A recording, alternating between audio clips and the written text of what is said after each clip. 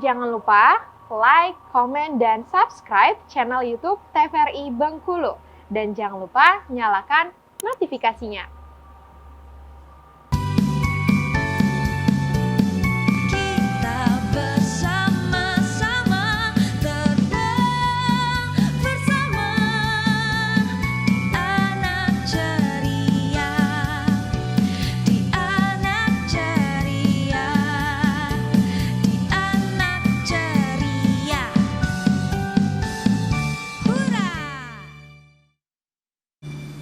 Kembali lagi dalam acara kita Ayo Mengaji, Generasi Cerdas, Generasi Qur'ani.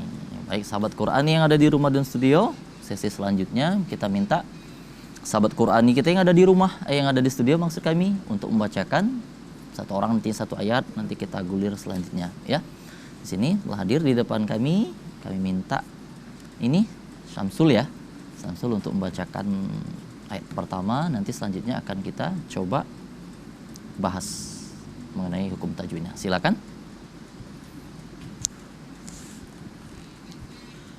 A'udzu billahi minasy syaithanir rajim. Bismillahirrahmanirrahim. Ya ayyuhal muzammil. Ya, baik, syukron ila akhina Syamsul. Ya, makasih. Baik sahabat Qur'ani yang ada di rumah dan studio, kita akan coba membahas nih mengenai hukum tajwid yang terdapat di dalam ayat pertama terlebih dahulu ya. Silakan disimak baik-baik. Di sini yang pertama dalam ayat ini ya-nya terlihat panjang seperti itu ya. Ya panjang. Itu sebenarnya ya-nya itu asalnya adalah mad tabi'i. Asalnya, awalnya. Nah, cuman karena iyanya ini kemudian bertemu dengan hamzah. Iya dan ayyuha itu sebenarnya kata yang berbeda. Iya, ayyuha. Iya berbeda, ayyuha beda. Ayyuha itu sebenarnya dalam bahasa Arab disilakan dengan tanbih, penguat daripada iya. Iya itu bentuk panggilan nida. Dalam bahasa Arab itu ya unnida. Iya yang digunakan untuk memanggil. Yang memanggil tak berkenaan dengan apakah seorang itu dekat atau jauh, tidak, tapi berlaku untuk berbagai jarak seseorang, maka berlaku untuk siapapun. Nah, ya ayyuhal muzammil, nah, dibaca panjang. Kenapa panjang? Karena ketika mad tabi'i, mad yang panjangnya satu alif atau dua harokat dipertemukan dengan hamzah di depannya, maka berubah menjadi apa? Mad jaiz munfasil ya. Maka dia menjadi mad jaiz munfasil yang panjangnya sampai dengan dua alif atau empat harokat. Maka kita baca itu seperti yang dibaca Samsul tadi ya. Ya ayyuhal muzammil. Nah, seperti itu. Agak lebih panjang seperti itu. Ya. Di situ terdapat tasydid di atas huruf ya. Maka ketika kita baca jangan dilangsungkan tapi harus tahan di atas huruf ya. Karena tasydid itu berarti syiddah. Syiddah itu berarti menahan. Maka kita tahan dulu. Nah, maka kita baca kita tahan dulu. Ya nah, tahan dulu. Ayyuhal. Nah, seperti itu. Ya. Kemudian masuk ke huruf H. Huruf H ini kebanyakan kita di masyarakat kadang menyamakan semua huruf H.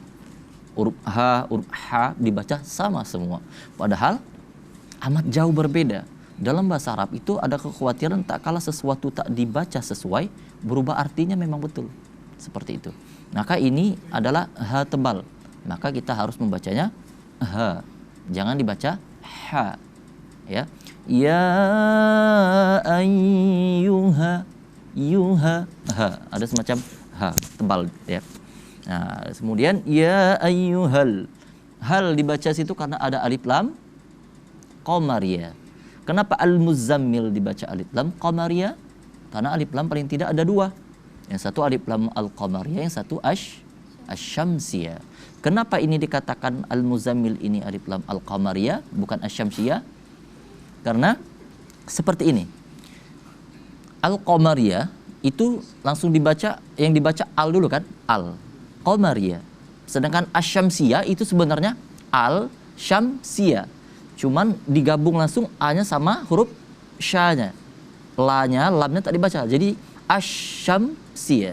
Nah, ini karena alif lamnya dibaca, maka dia sama dengan al-qamariyah. Itulah dia al-muzammil. Al sama dibaca al. Seperti itu ya. Alif lam qamariyah. Kemudian di atas huruf zai, kita katakan huruf zai, paling tidak huruf yang bunyi za itu ada dua. Ada huruf zal, ada huruf zai. Ini sama pada umumnya di masyarakat masih bacanya sama, padahal berbeda ya. Huruf za itu agak ditekan, bunyinya lebih besar za. Kalau huruf za tipis, lidah di ujung gigi za. Kalau ini za. Al-muzammil, za kan, al-muzammil. Di atas mim itu ada tasydid. Kalau ada tasydid tandanya tadi apa? Tasydid berarti menahan. Sehingga di atas huruf mim itu ada tasydid, maka ditahan. Dan ketika huruf mim terdapat tasydid, maka dibaca dengung. Ya ayyuhal muzammil. Nah, seperti itu ya. Zammil. Karena dia waqaf, maka kita waqafkan. Kalau dilangsungkan bisa juga huruf lamnya dibaca dhamma. Zammilu qumil laila inna qalila. Seperti itu ya. Baik, itu ayat pertama. Itu ayat kedua, kami minta Rian ya untuk membacakan ayat kedua. Silakan. A'udzu billahi minasy syaithanir rajim. Bismillahirrahmanirrahim. Qumil laila illa qalila. Ya, baik, syukron ila khina Rian. Alhamdulillah telah dibacakan tadi. Ya, kita langsung ya ke ayat kedua. Ini diawali dengan huruf qaf, qa ya. Nah, maka jangan dibaca ko, tapi qa, qi, au. Nah, maka ini kita bacanya qumil, qu. Nah, masih juga ini banyak yang di umum-umum, kadang di tempat umum, kadang kita temukan ketika huruf qa itu dibaca seperti huruf k. Jadi kumi. Itu artinya bakal berbeda lagi seperti itu ya. Maka hendaknya kita baca dengan huruf qumil qa kan qu. Semacam penekanan di tenggorokan. Qa, qu. Qumil. Nah, seperti itu ya. Qumil laila. Nah, itu alif lam apa kira-kira? Kita ketemu alif lam lagi di situ. Alif lam